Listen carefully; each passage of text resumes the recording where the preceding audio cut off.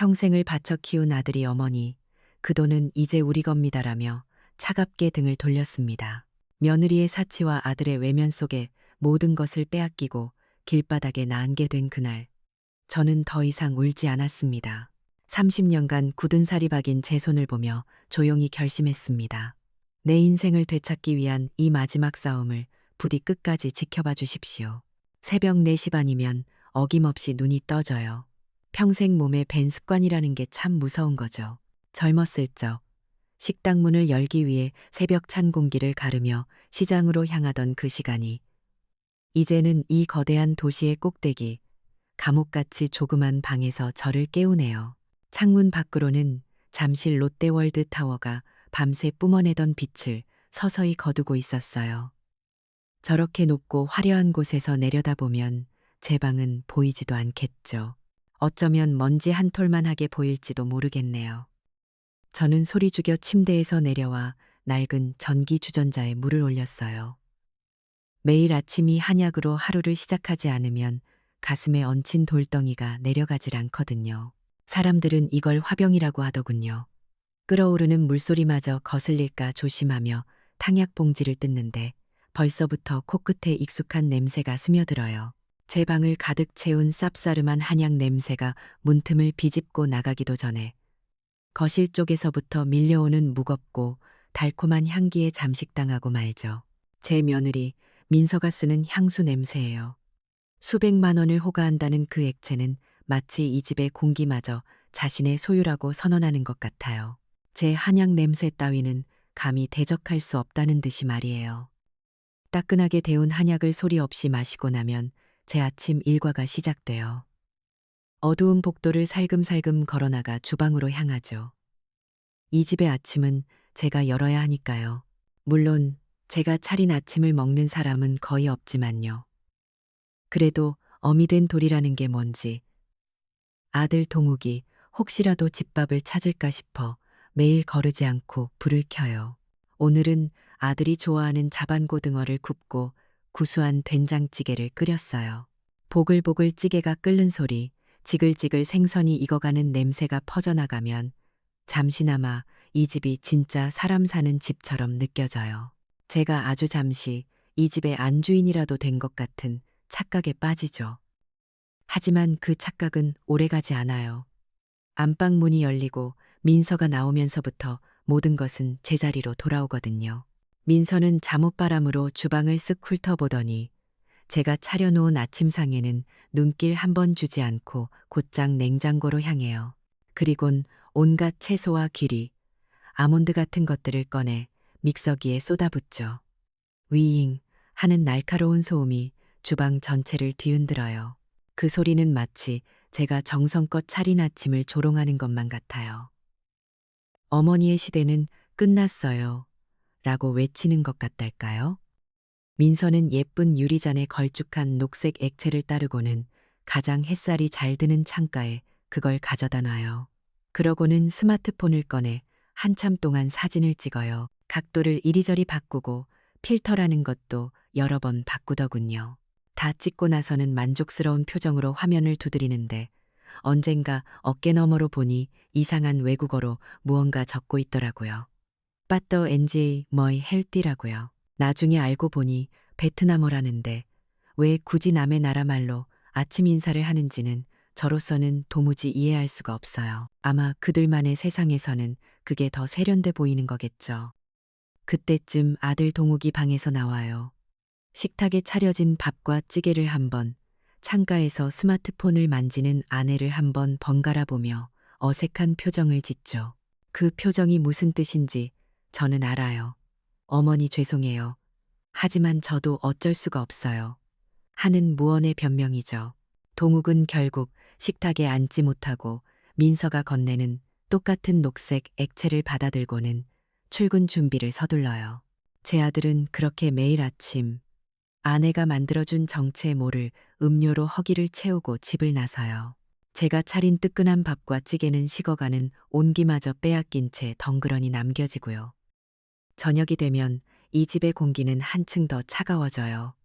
오늘은 민서가 친구들을 집에 초대한 모양이에요. 하나같이 번쩍이는 옷차림의 얼굴도 비슷비슷한 젊은 여자들이 거실 소파를 차지하고 앉아 자기들끼리만 아는 이야기로 까르르 웃어대더군요. 저는 조용히 부엌에서 과일을 깎아 예쁜 접시에 담아내갔어요. 그래도 아들 내외 손님인데 빈손으로 인사하긴 뭐해서요. 가장 아끼던 옥색 빛깔의 한복을 조심스럽게 꺼내 입고 나갔죠. 그런데 제 모습을 본 민서의 얼굴이 순식간에 굳어지는 거예요. 친구들이 보지 않는 틈을 타 제 팔을 거칠게 잡아 끌어 부엌으로 데려가더군요. 그리고는 얼음장 같은 목소리로 속삭였어요. 어머니 때문에 정말 창피해요. 꼭 가정부 같잖아요. 심장이 쿵하고 바닥으로 떨어지는 것 같았어요. 제 딴에는 최대한 예의를 차린다고 한 행동이 며느리에게는 창피한 일이 되어버린 거죠. 저는 아무 말도 못하고 그저 고개만 푹 숙였어요. 다시 제 방으로 돌아와 문을 닫았지만 거실에서 들려오는 웃음소리가 벽을 뚫고 제 가슴을 후벼 팠어요. 저는 귀를 막는 대신 그들의 대화에 모든 신경을 집중했어요. 그러다 제 귀를 의심하는 이야기를 듣게 됐죠. 민서 친구 중 하나가 민서의 SNS 사진을 보았다며 지난달에 스위스 다녀온 거 너무 부러웠잖아. 나도 다음엔 꼭 데려가. 라고 말하는 거예요. 스위스라니요. 저는 금시초문이었어요. 곧이어 다른 친구가 이번에 새로 뽑는다는 차는 결정했어? 역시 G80이 좋지? 하고 묻더군요. 새 차라니요. 그것 또한 오늘 처음 듣는 이야기였어요. 가족 단톡방이라는 게 있다더군요. 저는 그런 게 있는지도 몰랐어요. 제 낡은 스마트폰으로는 글자를 치는 것만도 버거웠으니까요. 아들 내외는 저를 뺀 그들만의 세상에서 모든 것을 결정하고 실행하고 심지어는 즐기기까지 하고 있었던 거예요. 저는 그저 이 집에서 밥이나 해주는 있어도 그만 없어도 그만인 유령 같은 존재였던 거죠. 그날 밤 저는 잠을 이룰 수가 없었어요. 가슴 속에서 뜨거운 것이 울컥 치밀어 오르는 것을 몇 번이나 삼켜내야 했어요. 그렇게 뒤숭숭한 마음으로 밤을 지새우는데 제 방문이 조용히 열리더니 민서가 들어왔어요. 손에는 서류 봉투 하나를 들고 있었죠. 민서는 제 옆에 앉아 전에 없이 상냥한 목소리로 말을 꺼냈어요. 회사 일을 좀 더 효율적으로 처리하기 위해 회사 구조를 최적화해야 한다고요. 그러기 위해서는 어머니가 가진 주식을 회사 명의로 잠시 옮겨두는 게 투자자들에게 신뢰를 주는데 도움이 된다는 저로서는 도통 알아들을 수 없는 말을 늘어놓았어요. 제가 망설이며 서류를 들여다보고 있자 민서의 표정에서 상냥함이 순식간에 사라졌어요. 차가운 경멸이 담긴 눈으로 저를 쏘아보며 말하더군요. 어머니, 그깟 주식 좀 갖고 계셔서 뭐 하시게요? 평생 국푸고 밥하는 일만 하셨으면서 온라인 사업 전략에 대해 뭘 아시겠어요? 그냥 저희가 드리는 용돈이나 받으면서 편히 계세요. 그 말이 제 귀에 밝히는 순간 온몸의 피가 차갑게 식는 것 같았어요. 평생 자식들을 위해 국을 푸고 밥을 팔았던 제 인생이 제 손마디를 굵게 만든 그 세월이 통째로 부정당하는 기분이었죠. 저는 더 이상 아무런 저항도 할 수 없었어요. 떨리는 손으로 인주를 찾아 묻히고 민서가 가리키는 곳에 힘없이 도장을 찍었어요.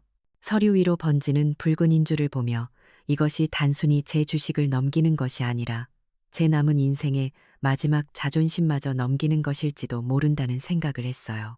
그날 밤 제 작은 방의 공기는 유난히 무거웠고 창밖의 화려한 야경은 그 어느 때보다 저를 비참하게 만들었답니다.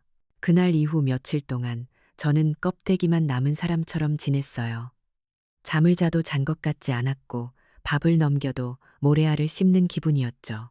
제 손으로 찍어준 그 붉은 인주의 잔상이 눈을 감아도 어른거렸어요. 평생을 바쳐 이룩한 모든 것이 제 이름 석자가 적힌 그 종이 한 장으로 허공에 흩어져 버린 셈이니까요. 아침에 일어나 한약을 데우고 식사를 준비하는 몸은 기계처럼 움직였지만 제 영혼은 텅 비어버린 잿빛 방구석에 주저앉아 있었어요. 그러던 어느 날 아침이었어요.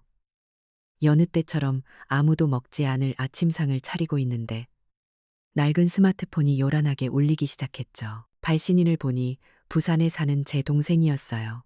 이 시간에 웬일일까 덜컥 겁이 났어요. 아니나 다를까 전화기 너머로 들려오는 재수 씨의 목소리는 울음으로 잔뜩 젖어 있었어요. 밤새 동생이 가슴을 쥐어뜯으며 쓰러져 응급실에 실려갔는데 급성 심근경색이라 당장 수술을 하지 않으면 위험하다는 거였어요. 하늘이 무너져 내리는 것 같았죠. 그 착하고 성실하기만 하던 내 동생인데 정신을 차릴 겨를도 없이 재수 씨는 수술비 이야기를 꺼냈어요. 당장 마련할 길이 없다고, 염치 없지만 누님밖에 기댈 곳이 없다고 울먹이는데 제 가슴도 함께 무너져 내렸어요. 제게 남은 것이 아무것도 없다는 사실이 그 순간처럼 뼈아프게 다가온 적은 없었어요. 그래도 제 아들 동욱이가 있잖아요. 제가 평생을 바쳐 키운 아들인데요. 저는 떨리는 목소리로 재수 씨를 안심시켰어요. 걱정 말라고, 어떻게든 마련해 보겠다고요. 전화를 끊자마자 동욱이에게 전화를 걸었어요. 심장이 미친 듯이 뛰었죠. 신호음이 몇 번 가다가 차가운 기계음이 흘러나왔어요. 지금은 회의 중이오니. 아, 회의. 언제나 회의 중이었죠. 제게는요. 다급한 마음에 문자라도 남기려 했지만 손이 덜덜 떨려 글자가 제대로 쳐지지도 않았어요. 엄마, 외삼촌이 거기까지 쓰다가 그만두었어요. 이런 중요한 이야기를 글자로 전할 수는 없는 노릇이었으니까요. 가만히 앉아 있을 수가 없었어요. 가슴 속에서 불덩이가 치미는 것 같았죠. 저는 외투를 걸치고 무작정 집을 나섰어요. 평생 가본 적 없는 아들의 회사, 강남 테헤란로에 있다는 그곳을 향해서요. 버스를 타고 가는 내내 창밖의 풍경은 눈에 들어오지도 않았어요. 오직 동생의 얼굴과 아들의 차가운 음성만이 머릿속을 맴돌았죠. 화려한 빌딩 숲 사이에 내려 주눅이 든 채로 아들 회사 건물을 찾아 들어갔어요. 번쩍이는 로비를 지나 엘리베이터를 타는데 제 초라한 옷차림이 반짝이는 벽에 비쳐 이질적으로 느껴졌어요. 민서의 사무실은 회사의 가장 좋은 자리에 있었어요.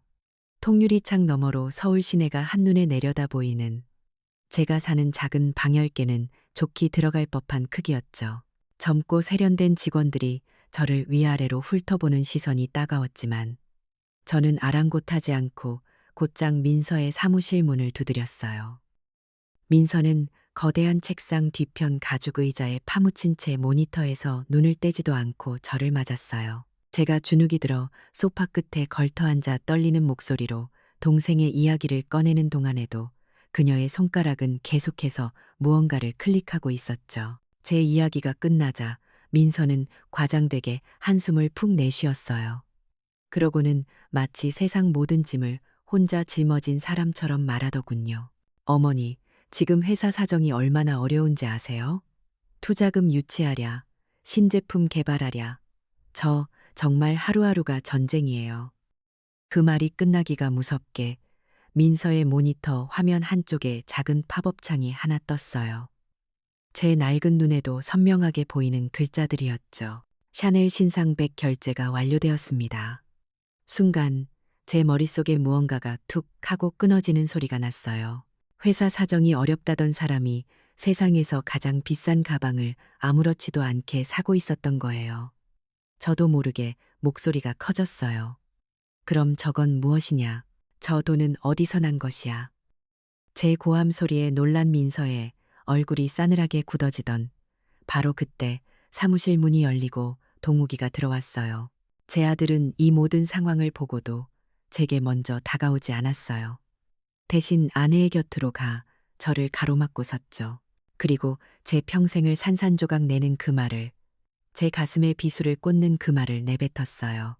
어머니, 그 돈은 이제 회사 소유예요. 우리 돈이라고요. 더 이상 간섭하지 마세요. 아들의 입에서 나온 회사 소유라는 말, 우리 돈이라는 말이 제 귀를 후벼 팠어요. 제 피와 땀이, 제 청춘이 고스란히 녹아있는 그 돈이 이제는 제 것이 아니라고 아들 스스로가 선언하고 있었어요. 아들의 눈에는 그 어떤 죄책감이나 미안함도 없었어요. 오직 귀찮음과 냉담함만이 가득했죠. 효라는 제가 평생 지켜온 가치가 아들의 한마디에 먼지처럼 흩어지는 순간이었어요. 저는 더 이상 아무 말도 하지 못했어요. 할 말이 없었죠. 무슨 말을 더 할 수 있겠어요. 비틀거리며 사무실을 나왔어요. 텅 빈 복도를 걷는 동안 제 등 뒤로 아들은 끝내 따라 나오지 않았어요. 집으로 돌아오는 버스 창밖으로 도시의 불빛이 번져갔지만 제 눈에서는 눈물 한 방울 흐르지 않았어요. 눈물이 나지 않았어요. 대신 가슴속 깊은 곳에서부터 차갑고 단단한 무언가가 솟아오르고 있었죠. 그날 밤 저는 제 좁은 방에 조용히 앉아 있었어요. 그리고 30년간 국밥을 말고 설거지를 하고 자식들의 기저귀를 갈아주느라 거칠어지고 마디가 굵어진 제 두 손을 가만히 내려다보았어요. 이 손으로 모든 것을 이루었고 이 손으로 모든 것을 잃었어요. 제 침묵과 희생이 결국 괴물을 키워냈다는 것을 저는 비로소 깨달았어요. 고통은 더 이상 뜨겁지 않았어요. 차가운 분노로 변해 있었고 그 분노는 다시는 부러지지 않을 강철 같은 결심으로 벼려지고 있었죠. 제 속에 응어리진 화병의 정체를 그리고 그것을 끝장낼 방법이 무엇인지를 저는 마침내 알게 된 거예요. 그날 이후 저는 더 이상 잠실의 그 호화로운 아파트에 머무르지 않았어요. 동이 트기도 전에 저는 제 작은 짐가방 하나만 들고 그 집을 나섰어요. 며느리의 값비싼 향수 냄새도 아들의 외면도 저를 유령처럼 올가매던 모든 것들로부터의 첫 번째 탈출이었죠. 분노는 사람을 무력하게 만들기도 하지만 때로는 가장 강력한 연료가 되어주기도 하더군요. 제 안에서 차갑게 타오르기 시작한 분노는 제게 어디로 가야 할지를 명확히 알려주었어요. 바로 제 아들의 회사, 그 모든 배신이 시작된 강남 테헤란로였어요. 물론 회사 안으로 쳐들어갈 생각은 아니었어요. 그런 어리석은 복수는 제 방식이 아니었죠. 저는 그저 회사 근처의 낡은 상가, 2층에 있는 작은 찻집 창가에 자리를 잡았어요. 그리고 하루 종일 아들 회사 건물 정문을 드나드는 사람들을 묵묵히 관찰하기 시작했어요. 30년 넘게 국밥집을 하면서 저는 수만 명의 손님을 만났어요. 그들의 얼굴만 봐도 그날 기분이 어떤지, 주머니 사정이 넉넉한지, 마음에 무슨 시름이 있는지 대충은 짐작할 수 있게 됐죠. 그건 책으로 배울 수 없는 제 삶이 가르쳐준 지혜였어요. 며칠을 그렇게 지켜보니 사람들의 패턴이 눈에 들어오기 시작했어요. 아침에는 다들 비슷한 표정으로 건물 안으로 빨려 들어갔지만 점심시간이 되면 각자의 얼굴을 되찾았죠. 삼삼오오 모여 웃고 떠드는 사람들, 구내식당으로 향하는 무표정한 사람들, 그리고 혼자 이어폰을 낀 채 공원 벤치로 향하는 사람들. 제 목표는 그 마지막 부류의 사람이었어요. 조직 안에서 가장 약하고 가장 불만이 많을 확률이 높은 사람이었으니까요. 마침내 제 레이더에 한 사람이 걸려들었어요. 앳돼 보이는 얼굴의 젊은 여자였는데 옷차림은 세련됐지만 어깨는 축 늘어져 있었고 얼굴에는 지친 기색이 역력했죠. 매일 점심시간이면 편의점에서 산 샌드위치 하나를 들고 회사 뒤편 작은 공원 구석진 벤치에 앉아 꾸역꾸역 점심을 해결하더군요. 저는 직감했어요. 저 사람이 바로 민서의 화려함 뒤에 가려진 희생양이라는 것을요. 저런 표정 저는 잘 알아요. 자신의 모든 것을 바치고도 제대로 된 대우는커녕 인정조차 받지 못하는 사람의 얼굴이었어요. 그날 이후 제 하루는 그 젊은 디자이너 아가씨에게 맞춰 돌아갔어요. 저는 아침 일찍 일어나 정성껏 김밥을 말고 제 식당에서 가장 인기 있었던 무말랭이, 무침과 계란말이를 작은 찬압에 담았어요. 그리고는 그녀가 늘 앉는 공원 벤치 근처에서 조용히 때를 기다렸죠. 작전 개실. 저는 그녀가 샌드위치를 한 입 베어 무는 순간 마치 공원에 산책 나온 동네 할머니인 척 우연히 그녀의 옆 벤치에 앉았어요. 그리고는 준비해온 찬압을 열고 혼잣말처럼 중얼거렸죠. 아이고, 늙은이가 욕심부려서 너무 많이 쌌나 보네. 처음에는 경계심 가득한 눈으로 저를 힐끔거리던 아가씨는 고소한 참기름 냄새와 맛깔스러운 반찬의 유혹을 이기지 못했나 봐요. 제가 김밥 한 줄을 건네며 학생, 점심이 너무 부실한 것 같아서 이거 내 옛날 식당에서 제일 인기 있던 메뉴야. 한 줄만 맛봐요. 하고 웃어 보이자 마지못해 받아들더군요. 그렇게 우리의 첫 만남이 시작됐어요. 저는 제 이야기를 늘어놓는 대신 그 아가씨의 이야기를 들어주는데 집중했어요. 오늘 날씨 이야기부터 시작해서 요즘 젊은 사람들은 뭘 좋아하는지, 일은 힘든지 시시콜콜한 것들을 물었죠. 처음에는 단답형으로 대답하던 아가씨는 며칠에 걸친 저의 김밥 외교에 서서히 마음의 빗장을 풀기 시작했어요. 제가 싸가는 음식은 매일 바뀌었어요. 어떨 때는 유부초밥, 어떨 때는 정성껏 끓인 야채죽, 따뜻하고 맛있는 음식만큼 사람의 마음을 쉽게 여는 것도 없다는 걸 저는 오랜 경험으로 알고 있었거든요. 일주일쯤 지났을까요? 그날은 제가 특별히 더 신경 써서 싼 도시락을 들고 갔어요. 늘 앉던 벤치에 앉아있던 아가씨의 눈이 퉁퉁 부어 있더군요. 제가 아무 말 없이 따뜻한 보리차를 따라주자 그녀는 결국 참았던 울음을 터뜨리고 말았어요.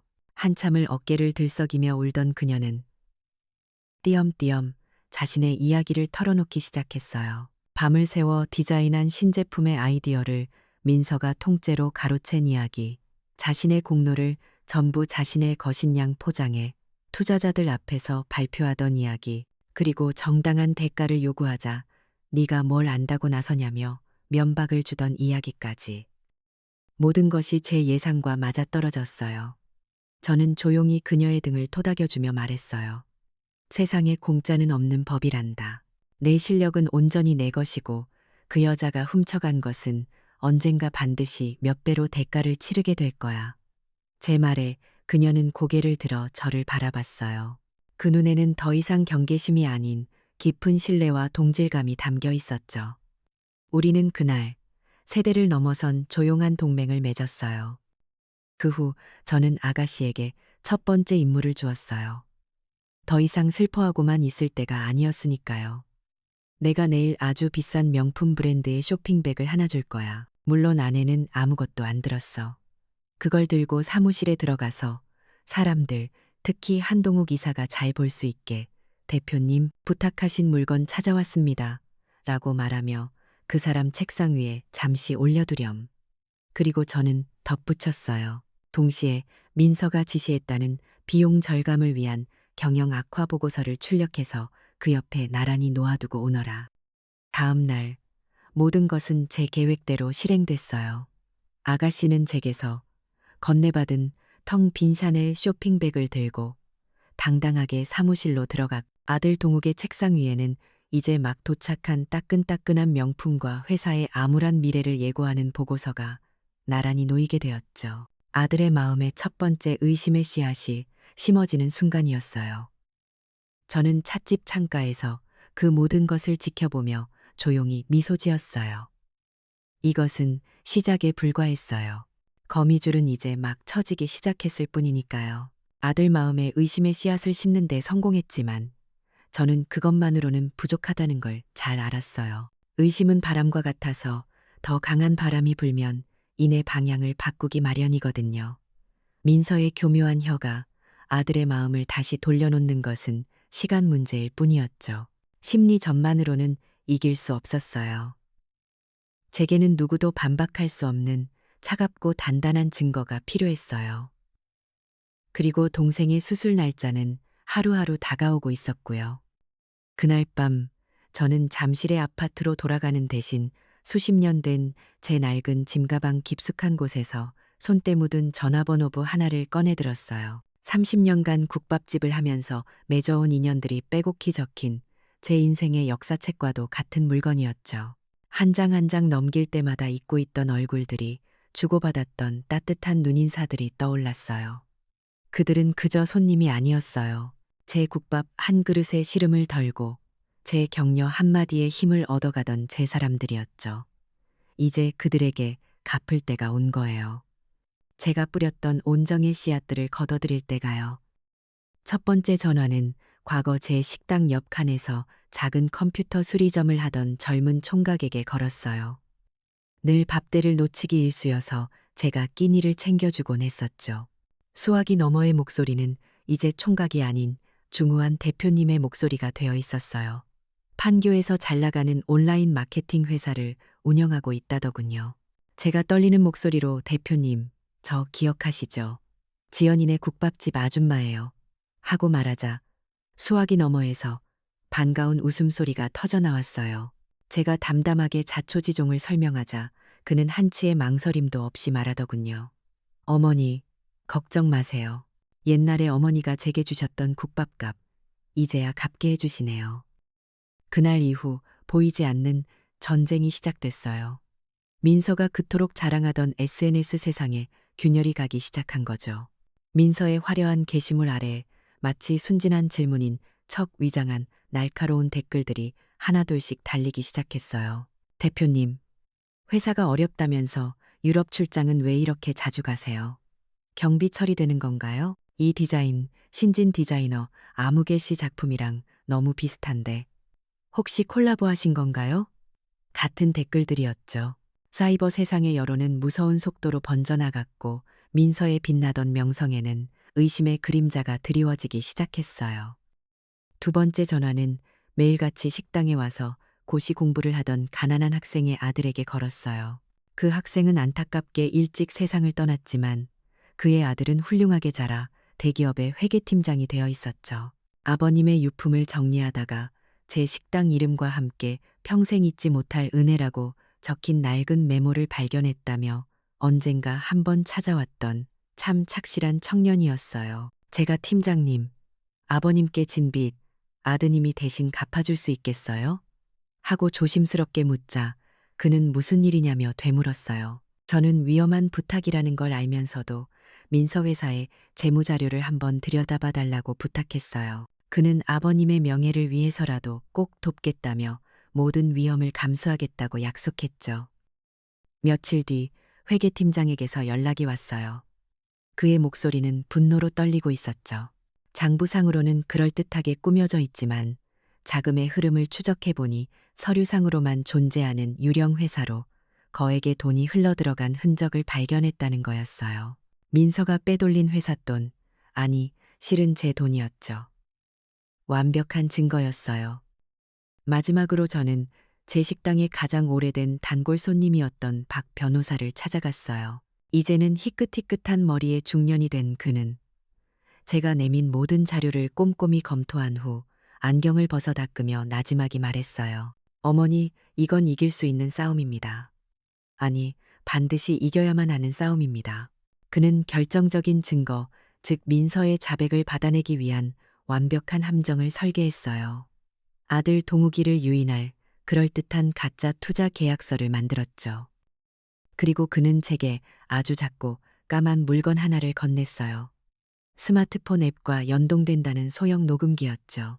평생 기계와는 담을 쌓고 살았던 제게 그 작은 물건은 너무나도 복잡하고 낯설었어요.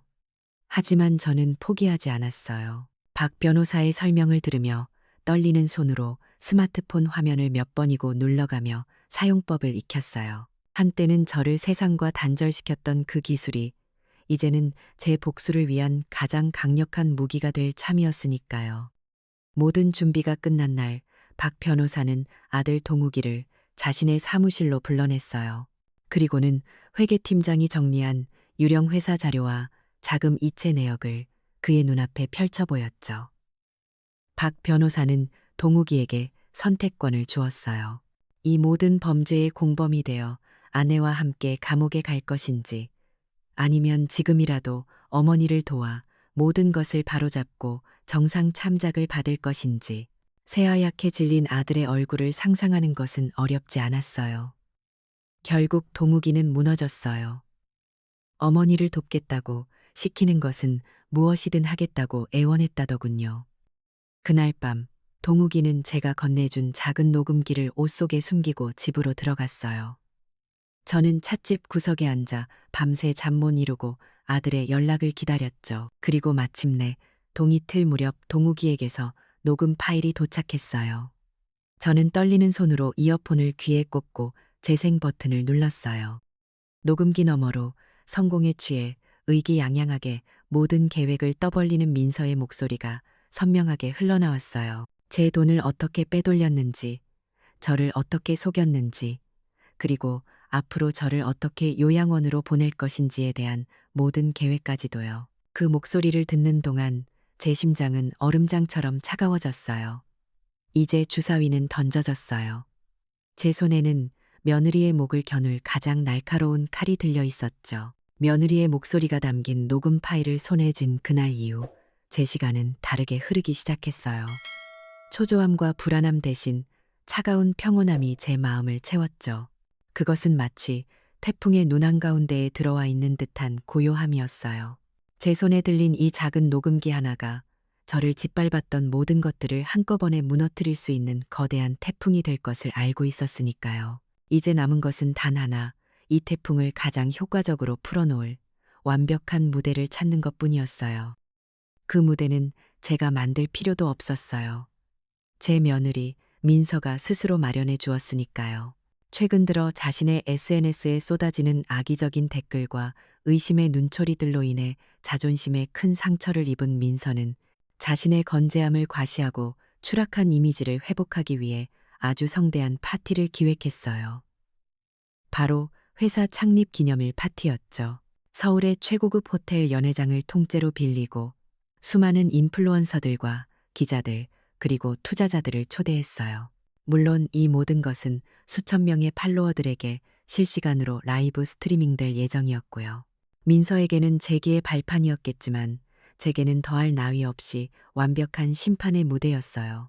그녀가 자신의 명예를 위해 쌓아올린 가장 높은 곳에서 가장 처참하게 무너뜨려줄 참이었으니까요. 파티 당일 저는 평생 입을 일이 없을 거라 생각했던 30년 전 남편이 처음으로 맞춰주었던 고운 비단 한복을 꺼내 입었어요. 화려하지는 않았지만 제게는 세상에서 가장 소중한 갑옷이었죠.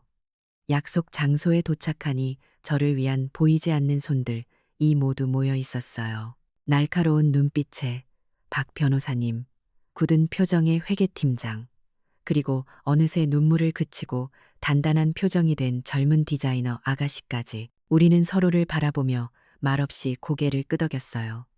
우리는 더 이상 개인이 아니었어요. 부당함에 맞서 싸우는 피해자 연대였죠. 호텔 연회장은 그야말로 별천지였어요. 화려한 샹들리에 아래 값비싼 샴페인을 든 사람들이 웃고 떠들고 있었고 수많은 카메라 플래시가 터져 나왔죠. 무대 중앙에서 이날의 주인공인 민서는 눈부신 다이아몬드 목걸이를 한 채 여왕처럼 서 있었어요. 한참 동안 자신의 성공 신화를 늘어놓던 그녀가 감격에 찬 목소리로 연설의 마지막을 향해 달려가고 있었어요. 이 모든 것은 저의 열정과 노력, 그리고 저를 믿어준 여러분 덕분입니다. 바로 그 순간이었어요. 연회장의 육중한 문이 활짝 열렸어요.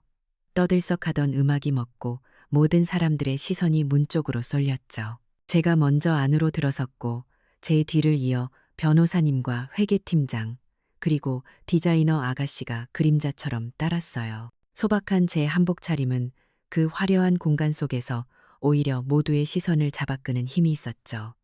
당황한 민서의 얼굴이 무대 위 대형 스크린에 클로즈업 됐어요. 라이브 방송 채팅창은 저 할머니는 누구? 분위기 뭐야? 같은 댓글들로 술렁이기 시작했고요. 민서가 경호원들에게 눈짓을 보내며 저희를 막으려던 찰나 박 변호사님이 손을 들어 제지했어요. 그리고는 나지막이 말했죠. 지금부터 이 파티의 진짜 주인공이 등장할 시간이거든요. 그 말이 끝나기 무섭게 민서의 뒤편에 있던 대형 스크린 화면이 지지직거리며 바뀌었어요. 민서의 화려한 홍보 영상 대신 나타난 것은 복잡한 성과 화살표로 가득 찬 도표였어요. 회계팀장이 밤새워 만든 민서의 회사에서 유령 회사로 흘러들어간 자금의 흐름도였죠. 연회장이 순식간에 찬물을 끼얹은 듯 조용해졌어요. 그리고 곧이어 스피커를 찢을듯이 익숙한 목소리가 울려 퍼지기 시작했어요. 바로 민서 자신의 목소리였죠. 그 늙은이가 뭘 알겠어? 그냥 주는 돈이나 받으면 되지. 내 디자인이라고 우기면 그만이야. 걔가 뭘 어쩌겠어. 나중엔 그냥 조용한 요양원으로 보내버리면 깔끔해. 제 아들 동욱이가 떨리는 손으로 녹음해온 성공에 취한 민서의 오만하고 잔인한 목소리가 연회장 전체에 그리고 라이브 방송을 지켜보는 수천 명의 사람들 귀에 선명하게 밝혔어요. 사람들의 경악과 분노가 담긴 댓글들이 화면 한쪽을 미친 듯이 뒤덮기 시작했어요. 녹음이 끝나고 바늘 떨어지는 소리조차 들릴 것 같은 정적 속에서 저는 천천히 무대 위로 걸어 올라갔어요. 그리고 넋이 나간 채 굳어버린 민서의 손에서 마이크를 빼앗아 들었죠. 제 목소리는 떨리지 않았어요. 여러분, 제 소개를 하지요. 저는 이 회사의 진짜 주인이자 강민서 씨의 시어머니 최지연입니다. 저는 박 변호사님이 수십 번이나 읽어주며 외우게 한 법적 문구를 제 인생을 걸고 한자 한자 힘주어 낭독하기 시작했어요. 상법 잭스조의 의거, 개인이 공개적으로 회사의 모든 이익이 자신의 창의성과 노력으로 창출되었음을 주장할 경우 그로 인해 발생하는 모든 법적, 세무적 의무에 대해 개인으로서 책임을 져야 합니다. 지금 이 순간부터 강민서 씨가 운영하던 회사의 모든 매출은 법적으로 당신의 개인 소득으로 간주될 것입니다. 그리고 당신은 당신의 그 개인 재산으로 지난 수년간 탈세한 막대한 세금과 제가 이 회사에 투자했던 원금 전액 그리고 땅에 떨어진 제 명예에 대한 위자료를 모두 갚아야 할 것입니다. 이것은 감정적인 호소가 아니었어요. 차갑고 명백한 법의 심판이었죠. 제 선언이 끝나자마자 민서는 다리가 풀린 듯 그 자리에 주저앉고 말았어요. 화려했던 파티는 순식간에 아수라장이 되었고 라이브 방송은 그 모든 과정을 하나도 빼놓지 않고 전 세계로 송출하고 있었죠. 저는 무너진 며느리를 차갑게 외면했어요. 대신 하얗게 질린 얼굴로 저를 바라보는 제 아들 동욱이에게 다가갔어요. 그리고 그의 귓가에 제 인생의 마지막이 될 그 말을 남겼어요. 불효의 대가는 고독이다. 내 스스로 한번 맛보도록 해라. 저는 더 이상 약하고 순종적인 어머니가 아니었어요. 자신의 존엄을 되찾은 한 인간으로서 저는 당당하게 연회장을 걸어 나왔어요. 제 등 뒤로 터져나오는 카메라 플래시와 사람들의 비명 소리를 뒤로 한 채 저는 제 인생의 새로운 장을 향해 나아갔어요. 그 걸음이 어찌나 가볍던지 수십 년간 저를 짓누르던 화병의 돌덩이가 산산조각 나는 기분이었답니다. 가장 먼저 한 일은 물론 부산의 동생에게 수술비를 보내는 것이었고요. 그 폭풍 같던 날이 지나고 딱 1년의 시간이 흘렀어요.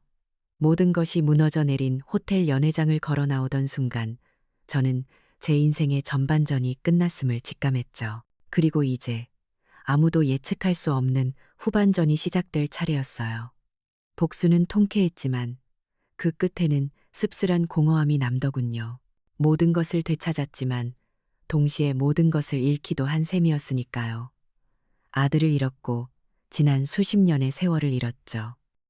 저는 잠실에 그 화려한 아파트로 돌아가지 않았어요. 대신 서울 서촌의 한적한 골목길에 볕이 잘 드는 작은 한옥을 얻어 새로운 보금자리를 꾸렸어요. 그리고 그곳에 제 두 번째 인생의 문을 열었죠. 이름은 지연의 안식처라고 지었어요. 책과 따뜻한 차와 맛있는 냄새가 있는 곳, 누구든 잠시 쉬어갈 수 있는 작은 북카페였어요. 그곳에서 맞는 첫 번째 가을이었을 거예요. 볕 좋은 오후 창가에 앉아 책을 읽고 있는데 카페 문에 달린 작은 종이 딸랑 하고 울렸어요. 고개를 들어보니 믿을 수 없는 사람이 서 있었어요. 제 아들 동욱이었죠. 1년 만에 본 아들은 완전히 다른 사람이 되어 있었어요. 값비싼 옷과 오만함 대신 낡은 면바지의 깊은 피로와 수척함이 그늘처럼 내려앉아 있었죠. 저는 아무 말 없이 일어나 아들을 가장 구석진 자리로 안내했어요. 그리고는 따뜻한 대추차 한 잔을 내어주었죠. 우리는 한참 동안 말이 없었어요. 아들은 그저 뜨거운 찻잔만 두 손으로 감싼 채 고개를 푹 숙이고 있었어요. 한참의 침묵 끝에 아들이 아주 작은 목소리로 입을 열었어요. 지난 1년간 민서가 남긴 막대한 세금과 빚을 홀로 감당해 왔다고 하더군요. 집도 차도 화려했던 모든 것을 잃고 작은 원룸에서 살며 밤낮으로 일하며 빚을 갚고 있다고 했어요. 그 과정에서 비로소 깨달았다고요. 돈 한 푼 버는 것이 얼마나 힘겨운지, 그리고 제가 평생 짊어져 왔던 삶의 무게가 얼마나 무거웠는지를요. 아들은 찻잔 위로 뜨거운 눈물을 뚝뚝 떨어뜨리며 제게 용서를 구했어요. 하지만 저는 고개를 저었어요. 용서는 그렇게 쉬운 게 아니었으니까요. 저는 텅 빈 찻잔을 채워주며 조용히 말했어요. 지난 일은 이제 어쩔 수 없지. 하지만 용서는 내가 해주는 게 아니란다. 내 스스로 내 인생의 주인으로 바로 서는 모습을 보여주렴. 누구의 남편, 누구의 아들이 아닌 온전한 한 사람으로 일어서는 모습을 보여준다면 그때 다시 이야기해보자꾸나. 진정한 화해는 섣부른 용서가 아닌 각자의 독립과 서로에 대한 존중에서 시작된다는 것을 저는 이제 알고 있었거든요. 아들은 아무 말 없이 그저 고개만 더 깊이 숙일 뿐이었어요. 제 삶은 이제 아들 내외에 대한 복수나 원망으로 채워져 있지 않았어요. 지연의 안식처는 금세 사람들로 북적였죠. 매주 주말이면 저는 젊은이들을 위한 무료 전통 요리 교실을 열었어요. 할머니의 손맛이 그립지만 배울 곳 없는 요즘 아이들을 위해서였죠. 서툰 솜씨로 멸치똥을 따고 된장찌개 간을 보며 신기해하는 젊은이들을 보고 있으면 제 마음도 덩달아 따뜻해졌어요. 한때는 며느리에게 촌스럽다고 구박받던 제 솜씨가 이제는 누군가에게 소중한 위로와 기쁨이 되고 있었어요. 카페는 어느새 동네 사랑방이 되었어요. 저처럼 남편이나 자식에게 상처받은 여자들이 찾아와 조용히 눈물을 쏟아내고 가기도 했고, 씩씩하게 자기 사업을 시작했다며 조언을 구하러 오는 젊은 아가씨들도 있었죠. 저는 그저 그들의 이야기를 묵묵히 들어주고 따뜻한 차 한 잔과 제가 만든 약과를 건네줄 뿐이었어요. 하지만 그것만으로도 충분했어요. 우리는 서로의 상처를 비추어 보며 혼자가 아니라는 사실에 위안을 얻었으니까요. 어느 깊은 가을 저녁, 카페에서는 작은 시 낭송회가 열렸어요. 동네 시인 아저씨도 오고 글쓰기를 좋아하는 대학생들도 모여 각자의 시를 낭독했죠. 마지막 순서에 저는 용기를 내어 마이크 앞에 섰어요. 그리고 제 삶을 담아 쓴 짧은 시 한 편을 읽어 내려갔어요. 나의 굳은 살 박인 손이 누군가에겐 부끄러움이었으나 이제는 알고 있다. 이 손이 끓여낸 수만 그릇의 국밥이 굶주린 청춘들을 먹여 살렸고 지친 가장들의 어깨를 토닥였으며 마침내 무너졌던 한 세상을 오롯이 다시 일으켜 세웠음을. 제 시가 끝나자 사람들은 한동안 아무 말 없이 저를 바라보다가 이내 따뜻한 박수를 보내주었어요. 그 순간 저는 제 모든 과거와 비로소 화해할 수 있었어요. 이제 이야기도 끝을 맺을 시간이네요. 저는 요즘 아주 평온한 날들을 보내고 있어요. 카페 문을 닫을 시간이 되면 저처럼 각자의 사연을 안고 인생의 후반전을 살아가는 늙은 친구들이 하나둘씩 카페로 모여들어요. 우리는 뜨거운 차를 나누어 마시며 서로의 쭈글쭈글한 손을 맞잡고 별것 아닌 이야기에 소녀처럼 웃음을 터뜨리죠. 제 카페 한쪽 벽에는 제가 가장 아끼는 글귀가 적힌 작은 나무 팻말 하나가 걸려 있답니다. 어쩌면 이게 제가 여러분에게 해주고 싶은 이야기의 전부일지도 모르겠네요. 내 인생의 주인은 바로 나여야 합니다.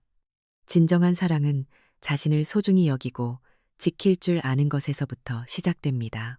시트 스타트 기나긴 고통의 터널을 지나 최지연 씨는 마침내 자기 자신과 온전히 화해했어요.